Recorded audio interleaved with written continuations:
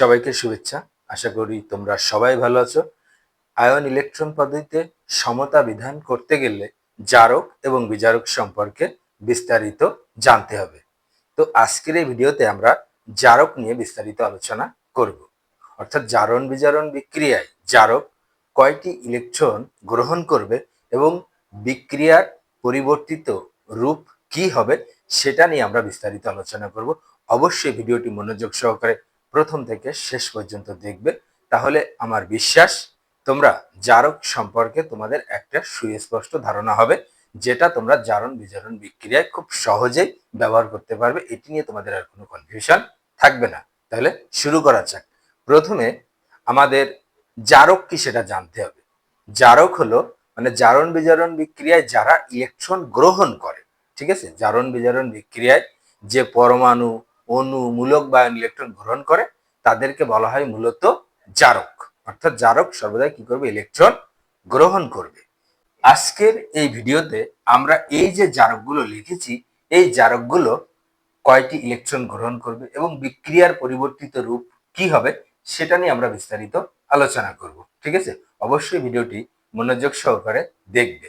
তবে এক্ষেত্রে তোমাকে অবশ্যই কেন্দ্রীয় পরমাণুর জারণ সংখ্যা কিভাবে নির্ণয় করতে হয় সেটাও তোমাকে ভালোভাবে জানতে হবে। যদি তোমাদের সে সম্পর্কে ধারণা না থাকে তাহলে ওই রিলেটেড একটি ভিডিও আমার চ্যানেলে দেওয়া আছে, চাইলে তোমরা ওখান থেকে দেখে নিতে পারবে। ঠিক আছে, তো প্রথমে আমরা এই যে জারক, যেটা পটাশিয়াম পারম্যাঙ্গানেট KMnO4, ঠিক আছে, এই জারকটি নিয়ে আমরা প্রথমে আলোচনা করব। তো এই যে পটাশিয়াম পারম্যাঙ্গানেট, এর কিন্তু দুটো অংশ আমরা জানি। একটা হলো পটাশিয়াম আয়ন আর একটা হলো MnO4 অর্থাৎ পারম্যাঙ্গানেট আয়ন।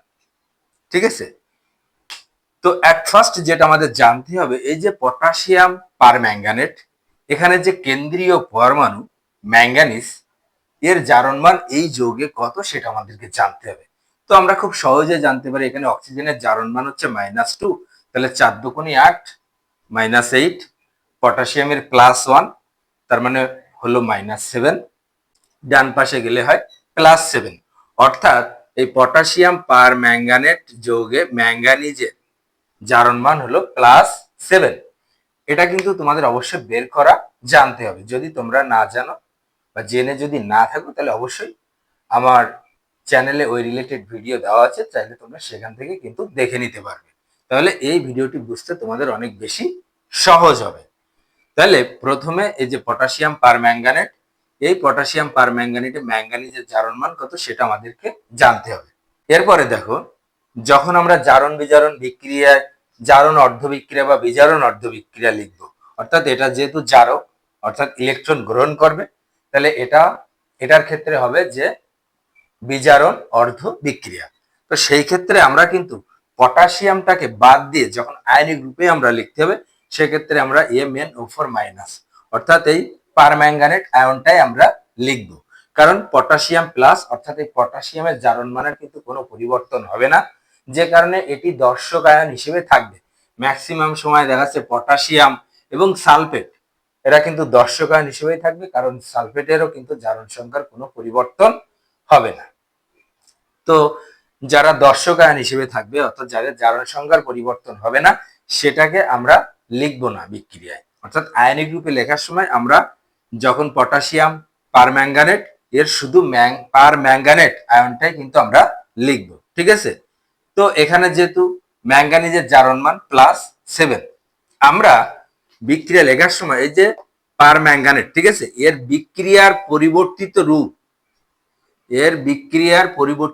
হলো Mn2+। এটা তোমাকে অবশ্যই কিন্তু মনে রাখতে হবে। ঠিক আছে, যে পটাশিয়াম পারম্যাঙ্গানেট যদি জারক হিসেবে ব্যবহৃত হয়, এটা কিন্তু অবশ্যই অম্লীয় মাধ্যমে জারক হিসেবে ব্যবহৃত হয়, সেক্ষেত্রে তার বিক্রিয়ার পরিবর্তিত রূপ কত হবে? Mn2+। এটা অবশ্যই তোমাকে মনে রাখতে হবে। তো একটা জিনিস খেয়াল করো, এখানে পারম্যাঙ্গানেটে এখানে ম্যাঙ্গানিজের জারণমান ছিল +7, অর্থাৎ 7টি ইলেকট্রন কিন্তু ঘাটতি আছে, তাই না? এখানে Mn2 পজিটিভ অর্থাৎ দুইটা ইলেকট্রন ঘাটতি। তাহলে এখানে ছিল 7টা ইলেকট্রন ঘাটতি, এখানে 2টা ইলেকট্রন ঘাটতি। তাহলে ঘটনা কি ঘটলো? তাহলে নিশ্চয়ই সে 5টি ইলেকট্রন কি করেছে? গ্রহণ করেছে। ঠিক আছে, 5টি ইলেকট্রন কিন্তু সে গ্রহণ করেছে। যেহেতু সে ইলেকট্রন গ্রহণ করেছে, তাহলে পটাশিয়াম পারম্যাঙ্গানেট কি? জারক। ঠিক আছে, আমি আবারও বলছি, যখন আমরা বিজারণ অর্ধ বিক্রিয়া লিখবো তখন কিন্তু আমরা শুধুমাত্র পারম্যাঙ্গানেট আয়ন অর্থাৎ দর্শক আয়নটাকে বাদ দিয়ে কিন্তু আমরা লিখব। ঠিক আছে, এবং এই যে বিক্রিয়া, এই যে পারম্যাঙ্গানেট আয়ন, এটা আমরা লিখলাম, এবং বিক্রিয়ার যে পরিবর্তিত রূপ Mn2 পজিটিভ, এটা কিন্তু অবশ্যই তোমাদেরকে মনে রাখতে হবে। ঠিক আছে, তাহলে এ কয়টা ইলেকট্রন গ্রহণ করবে? 5টা ইলেকট্রন গ্রহণ করবে। কেন? এখানে ম্যাঙ্গানিজের যে জারণ ছিল +7, বিক্রিয়ার পরিবর্তিত রূপ Mn2 পজিটিভ, অর্থাৎ এখানে 7টা ইলেকট্রন ঘাটতি, এখানে 2টা ইলেকট্রন ঘাটতি, তার মানে 5টা ইলেকট্রন গ্রহণ করেছে, যে কারণে পটাশিয়াম পারম্যাঙ্গানেট কিন্তু জারক হিসেবে ব্যবহৃত হবে। ঠিক আছে, দেখো এবার আমরা এই যে যৌগটি অর্থাৎ পটাশিয়াম ডাইক্রোমেট, এটি জারক এবং জারণ বিজারণ বিক্রিয়া, এটাকে আমরা কিভাবে উপস্থাপন করব একটু খেয়াল করো।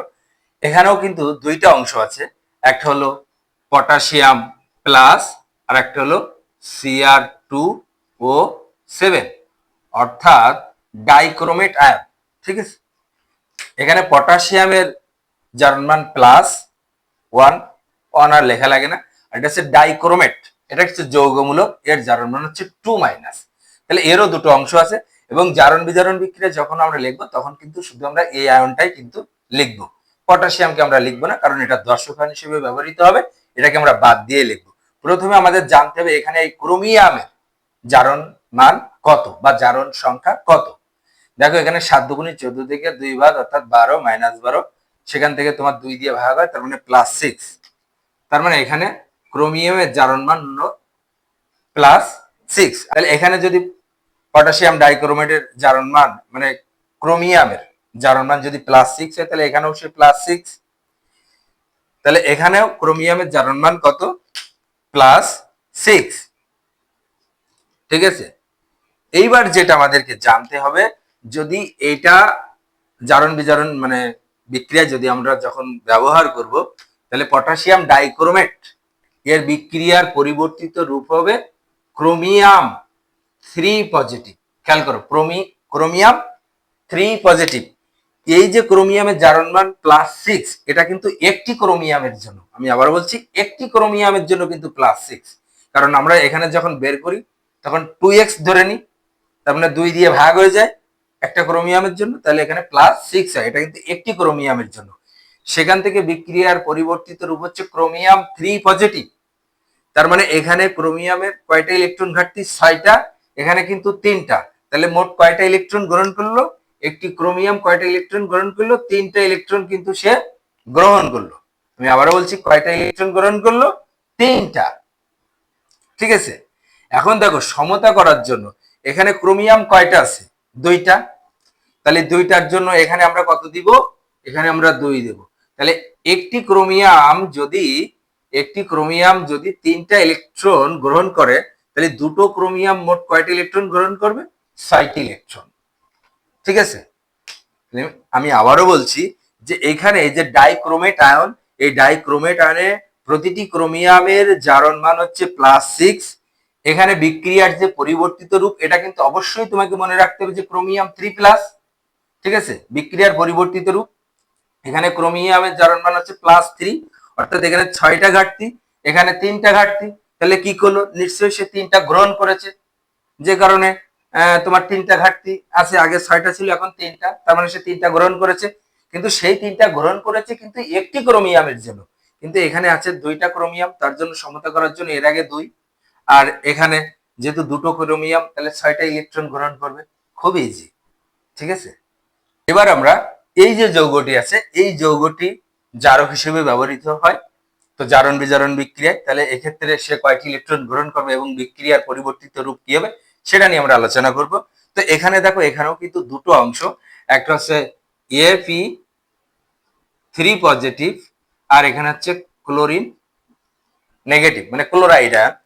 তো এই ক্ষেত্রে যে আয়রনের জারণ মান কিন্তু 3 পজিটিভ। জারণ বিজারণ বিক্রিয়ায় যখন আমরা লিখবো তখন কিন্তু আমরা আয়রন মানে Fe3 পজিটিভটাই লিখবো, কারণ আমরা জানি আয়রনের কিন্তু পরিবর্তনশীল যোজনী প্রদর্শন করে। আমরা জানি আয়রনের যে দুই ধরনের যোজনী আছে বা জারণ মান আছে, সেটা হচ্ছে +2 এবং +3।